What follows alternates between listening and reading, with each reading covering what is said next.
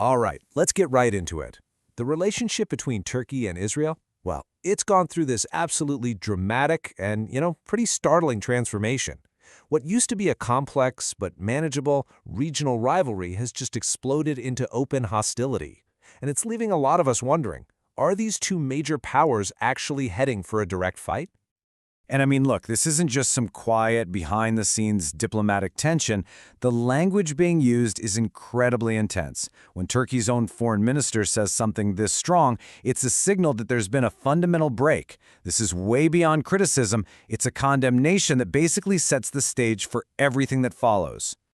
And these aren't just empty words, either. They're being backed up with some serious economic muscle.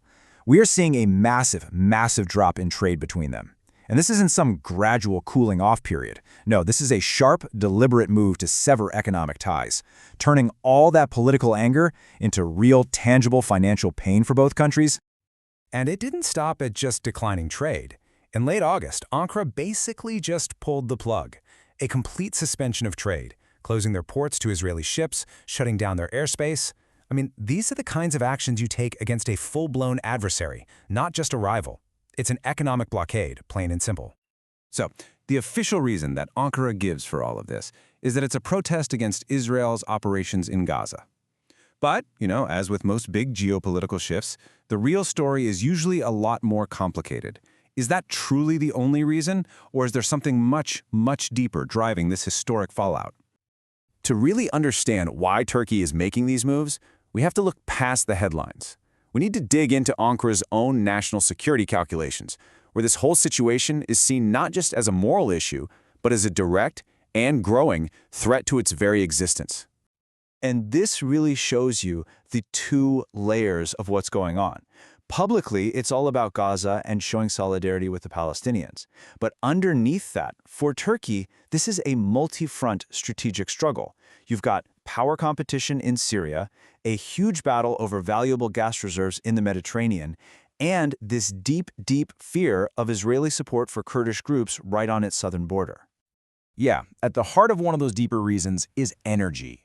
The Eastern Mediterranean is just loaded with natural gas, and both Turkey and Israel want to be the ones who control how it gets to Europe. So this competition over who gets to build the pipelines and who gets to drill, it's not just about economics. It's a core strategic battle for who gets to be the dominant power in the region.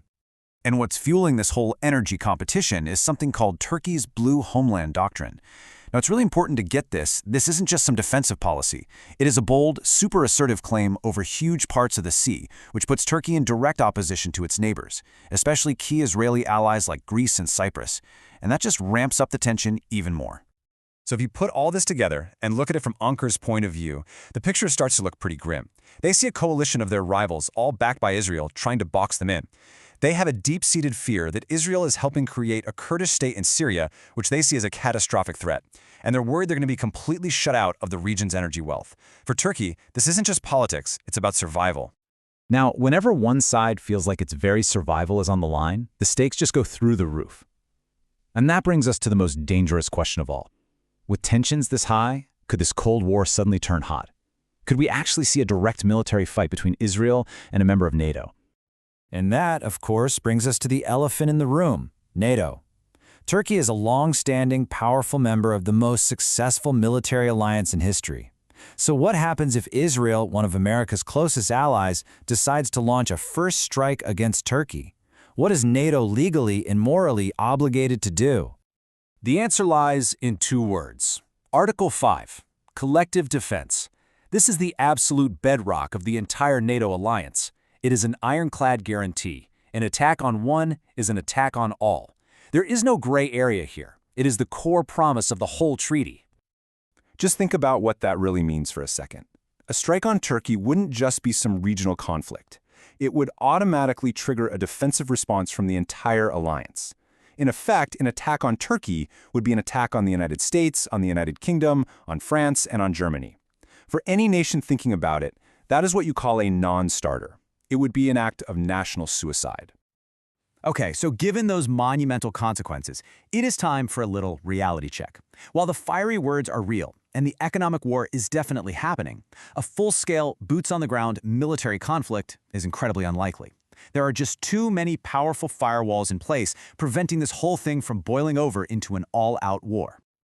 There are basically three huge firewalls stopping this. First up, the NATO deterrent we just talked about. An attack on Turkey is an attack on everyone. Second, there's the cold, hard reality of a military stalemate. Even without NATO, this would be a brutal, bloody, and costly fight. Sure, Israel has a technological edge with its air force, but Turkey has the second largest army in NATO and world-class drone technology. There would be no clear winner, just destruction. And third, the absolute certainty of economic ruin for everybody, shutting down global shipping and kicking off a massive financial crisis. Okay, so if a direct, conventional war is pretty much off the table, does that mean the danger is over? No, not at all. It just means the conflict is changing, right? It's moving away from the traditional battlefield and into new arenas where the rules are a lot less clear and the fighting is much more indirect. This right here is the new reality.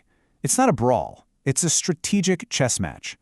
The future of this conflict is in what some analysts are calling conflictual cooperation. It's this tense, uneasy standoff that's fought through proxy groups, with economic pressure, and with political maneuvering in places like Syria, where both countries have allies and interests on the ground. And that leaves us with this new, unfolding reality. The immediate threat of direct war seems to have been replaced by the certainty of something else entirely. Are we just witnessing the beginning of a long, drawn-out proxy struggle between two of the region's most powerful states?